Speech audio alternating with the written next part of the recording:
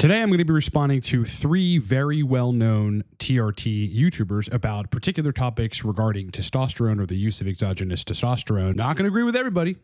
Might not agree with anything that anyone says, and I might just make a fuss about it, but I am going to explain my position on what they're saying. So sit back, grab a beer, strap in, relax, and let's go.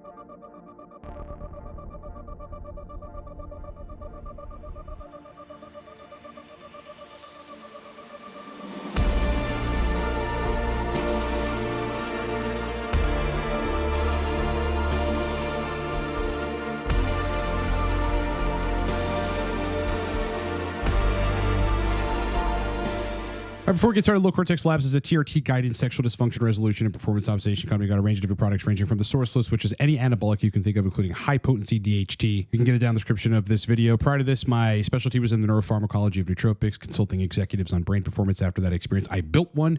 Super strong. You can get it down in the description of this video. Lastly, I'm a coach on TRT protocol restructuring as well as long-term sexual dysfunction and resolution of those things via targeted HRT protocols. You can hire me for any of that stuff in under a minute at livecortex.com. Also want to say coaching is 10% off for until May 5th. So I think it's like 7 days from now. The code's down in the description of this video. All right, so we're going to start on a video from our buddies, my best friends, the TRT and hormone optimization channel. This video, what is this thing called?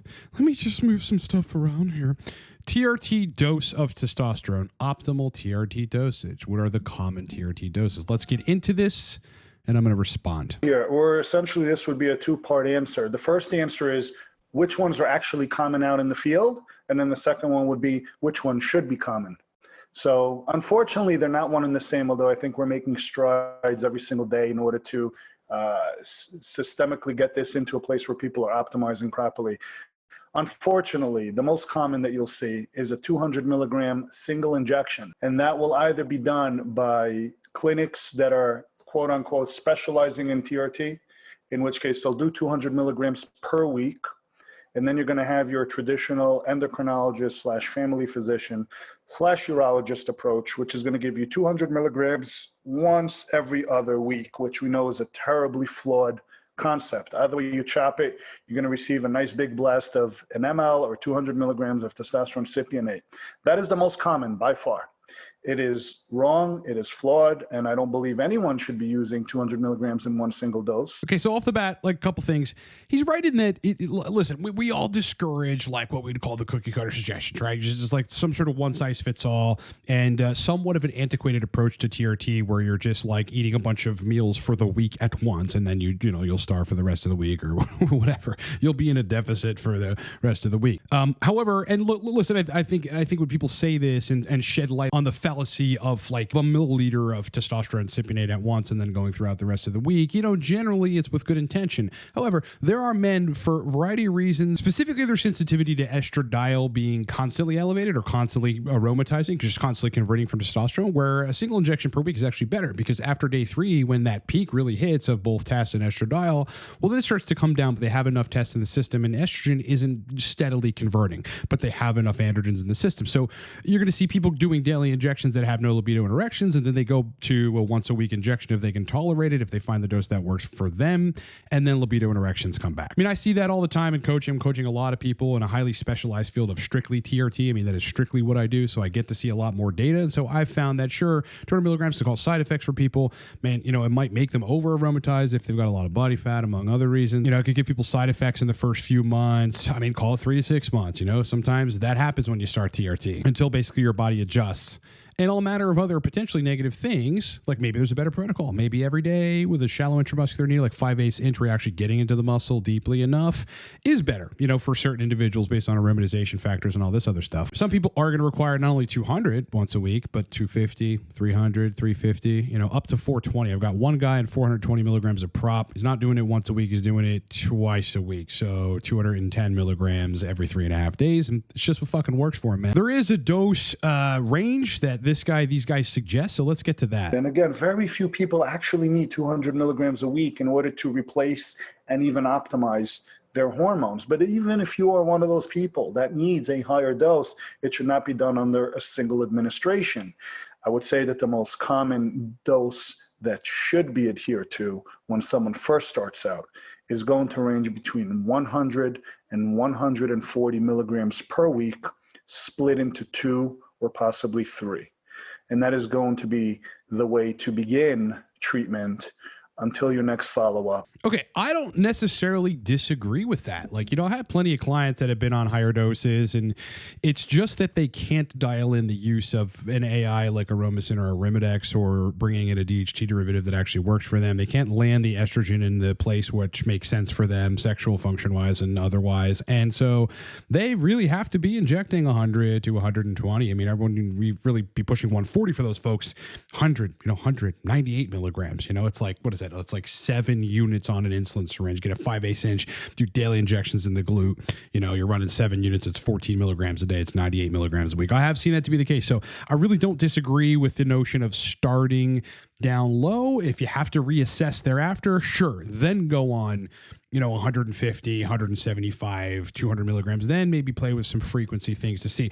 Ultimately, everybody's going to have to figure out how their body needs TRT to be injected and at what dose. You're going to have to figure that out because it's not the same for everybody. All right. So that's that.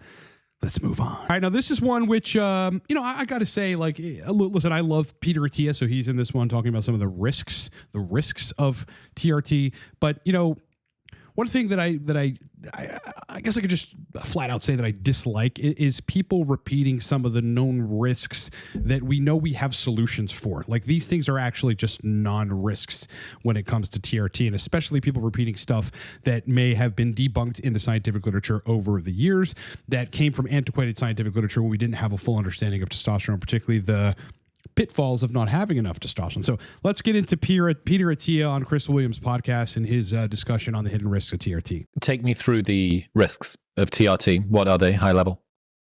So it depends on if we're going to talk about TRT done correctly. Do you mean literally TRT, testosterone replacement therapy, or that and its more malignant offshoots where people start to push dosages and stuff? Well, take us through, the range. Well, I would say let's start with what's sort of known in the medical world, right? So we'll start with kind of appropriate physician-administered testosterone replacement therapy. For an appropriately aged individual. For an appropriately aged individual at an appropriate physiologic dose.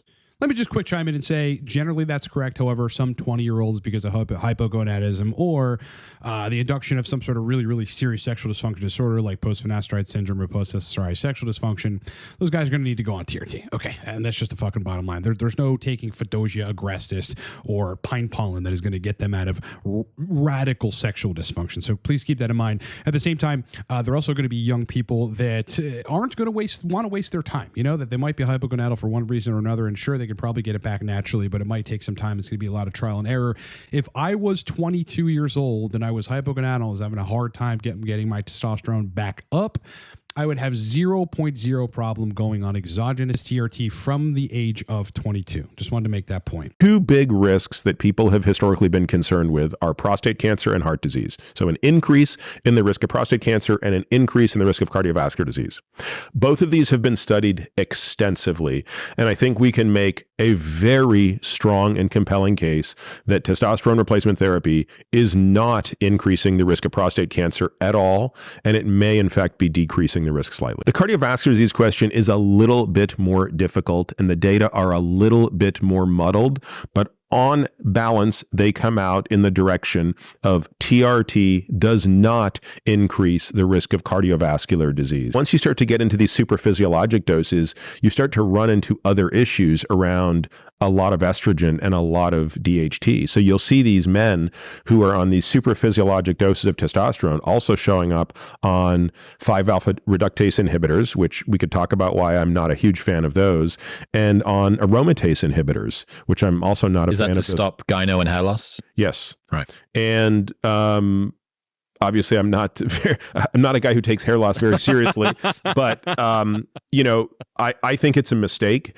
to take a 5-alpha reductase inhibitor for hair loss. All right, so let's talk about that. Yeah, I mean, look, there's no sort of skirting around the notion that some people are, because of a lot of metabolite production, going to have some degree of trouble or have to have like a thorough, diligent hand, their own hand within their protocol to manipulate it so that they don't get overages, super overages that cause deleterious side effects or otherwise quality of life side effects, especially especially relative to estradiol. I mean, estrogen too high, you know, for a good degree of people usually causes erectile dysfunction of some type, climax dysfunction via dopamine inhibition of the brain, and, you know, therefore subsequent oxytocin release inhibition, which these are just things you don't want. I mean, the higher you go on testosterone, the higher you're going to have some of the metabolites present. And in those cases, definitely it's going to be harder to manage your protocol. Doesn't mean you can't, because again, there's DHT derivatives, and specifically relative to AIs these days, I'm more kind of leaning toward aromasin as being the better aromatase inhibitor. I don't agree that no one should take them. I think that in some cases, people are going to need the therapeutic benefit of a lot of androgens,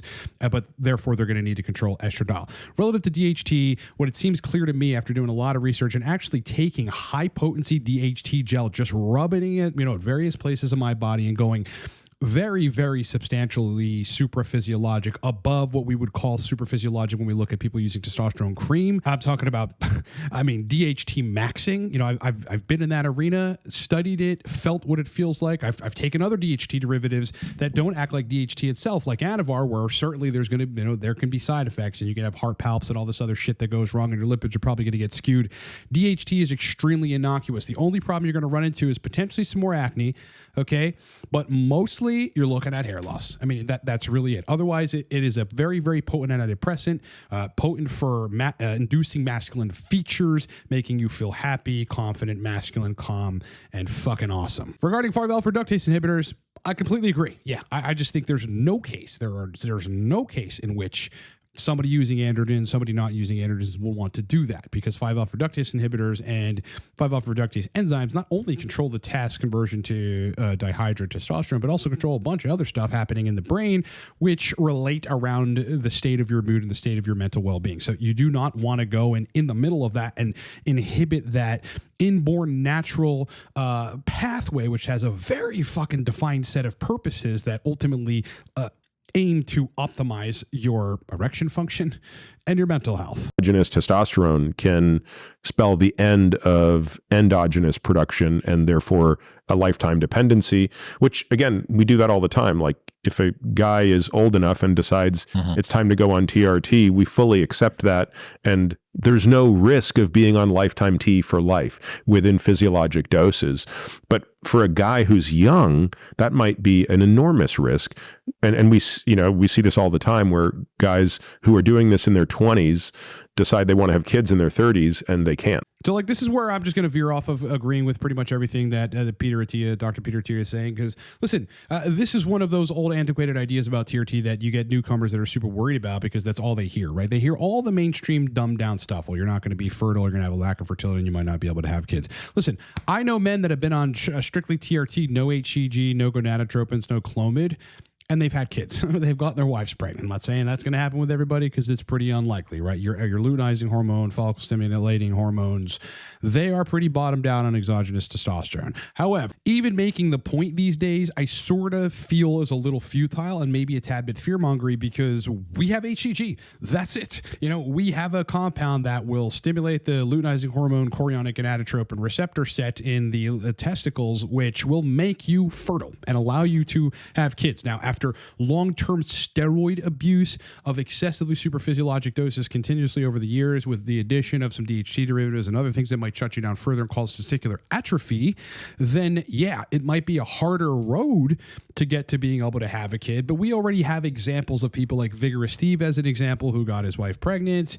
And I mean, there aren't many people who've taken as many steroids as that guy. It's always reversible, always possible. But people that are just on TRT, some of them have kids anyway. But we have HCG. That's just it, right? So we really don't need to harp on that point at all. Okay, last one is our boy Vigorous Steve. Going to talk about his experience with dosing very, very high levels of testosterone in the 2,500 milligram per week dose range. Let's fucking get into that. Vigorous Steve here. I got another story for you guys. Let's talk about that time I ran 2,000 milligrams of testosterone antidote per week and somehow didn't die. If he dies, he dies, right? Well, at that time, that didn't apply to me. I'm still around kicking and chewing bubblegum here and there. This cycle had a couple different iterations. You know, I would usually ramp up the dose of testosterone antidote starting with 250 milligrams and ending up somewhere between 1,500 milligrams up to 2,000 milligrams, which is the cycle we're going to discuss in this video. That's from 2018. And when I say 2,000 milligrams, guys, running Bayer testosterone or Rotex Medica testosterone, those ampules are overfilled. So actually, when you do the calculations, you get between 1.1 to 1.3 milliliters per one single ampule. And even though the concentration is still 250 milligrams per 1 milliliter, if you're getting more milliliters out of a single ampule, that means my actual cycle might have been 2,500 milligrams testosterone enanthate per week. I've been on 3,000 milligrams of test for the last 3 weeks now, and I've titrated up to this dose. I've been over 2,000 milligrams of test for about the past 2 months. So I moved from 2,000 tests to 2,500 tests to 3,000. I've noticed that the more tests that I use, the greater my pumps are, the greater my fullness is, the more thick that I'm looking. I've also noticed that my insulin sensitivity has improved greatly to the point where if I eat a meal that has 200 grams of carbs in it and extremely low fat, an hour later my blood sugar is going to be 85, and that's even on 18 IUs of growth hormone a day. Obviously, I don't suggest going on 2,000 milligrams of testosterone. This is something that people very carefully titrate up to. As you heard Vigorous Steve stay starting at 250 milligrams a week of testosterone enanthate, which is a pretty good dose. Most people are going to eventually be able to tolerate that. What it seems to be the case is like the longer you dose testosterone and the more your health is in check. Vigorous Steve, Chase Irons, even me when I was running half a gram of test a week, we're taking a bunch of things to manage lipids, to manage blood pressure, to manage hematocrit, to ensure that there aren't any weird biomarkers that are skewing, which reflect a poor state of health. My experience trying to run a half a gram of testosterone was initially I got test flu. Whether that's a conversion to test etiocholanolone, which is immunogenic, or it's some other factor, I felt like I had the flu for like 2-3 days. Like this fucking sucks. I had to dial back, go to test prop at 420 a week, do that for about 2 weeks. Then I bumped back up to test enanthate at 560 a week. And then I was fine. I can't explain how that worked, but my body just needed a little bit of adjusting, and you need to do this stuff healthfully. Is there ever a case in which a person seeking replacement needs upwards of 500 milligrams a week? No, I have not seen that to be the case. I've seen 400, I've seen 350, I've seen 250, etc. But these are steroid doses. I mean, let's just be clear. Those are bodybuilding doses of testosterone that eventually you could probably tolerate so long as you are pristine and precise about your health. Yes, and even though it sounds very, very simple, and even though a lot of educators are apparently against a high dose test cycle, everybody that I talk to that have been in the field has competed or has done crazy stuff with their physique to the point it's highly impressive and they're still healthy. Most of those guys prefer high tests. Now, I will say one thing, just running 560 milligrams a week, and then there was a month period where I was running 490 milligrams a week of test prop with 3 pumps of transcranial cream a day. So probably a total of somewhere around 650 to 700 milligrams a week of androgens. I mean, I could tolerate that fine because I had worked up to that point, and definitely I felt like a god. Yeah, I had energy from the moment I'm in bed, sort of with my eyes still closed, thinking about what might need to happen for the day, half in a fucking dream, totally energized, like springing out of bed, didn't need coffee, pursuing the day. My brain was just laser focused all day. And that lasted up until 10, 11 p.m., at which point I easily just clocked right out, didn't mess with my sleep, and I woke up the next morning. At the same time, I was able to put on a lot of muscle mass that I was pretty much able to retain, I don't know, maybe 50, 60% of it, right? Some degree of keepable gains from just running what was ultimately, 4.5 months of a cycle of between 560 and 700 milligrams a week of testosterone. So it is the case. It is the case. Listen, if you're relatively small, you don't have a ton of fucking muscle mass, a good degree of muscle mass, you're probably going to need to run high doses of test or maybe a TRT dose with some Anavar if you can tolerate the use of Anavar. Generally speaking, if you maintenance those gains after you cycle back down to just TRT or maybe even some sports TRT or whatever, you're going to keep a good degree of them. Can you keep all the gains?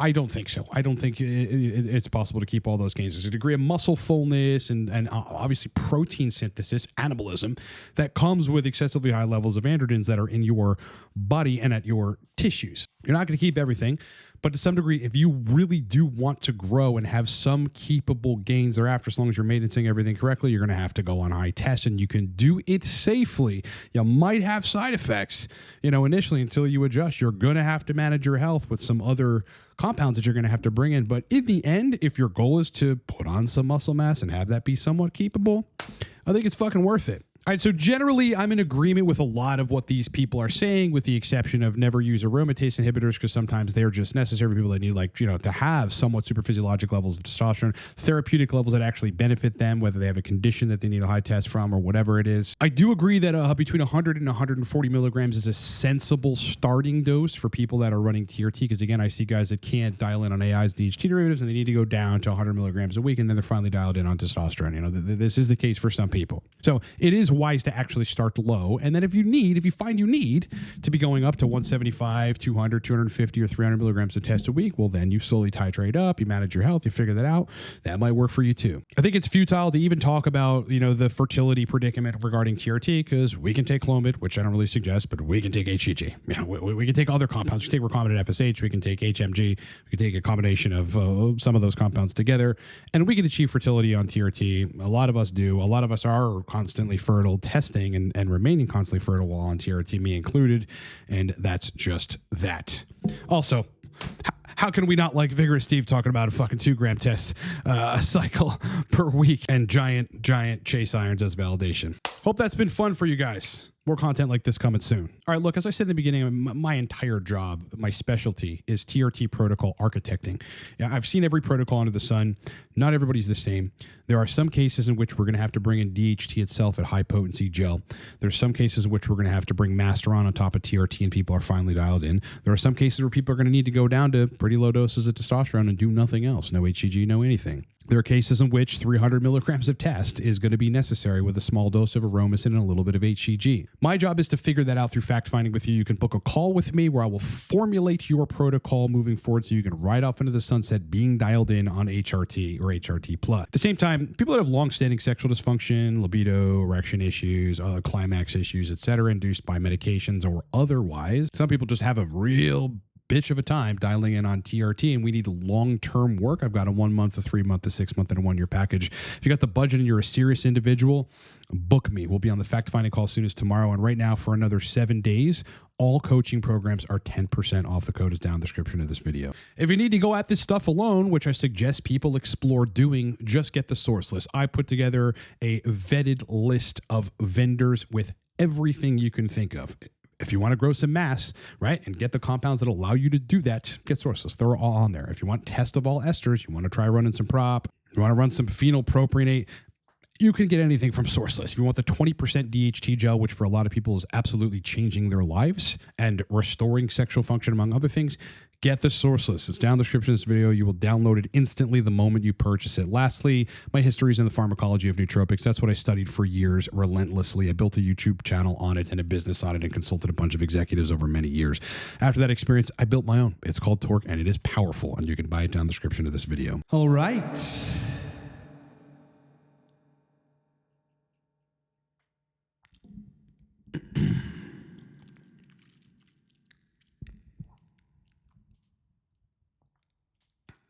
Brother.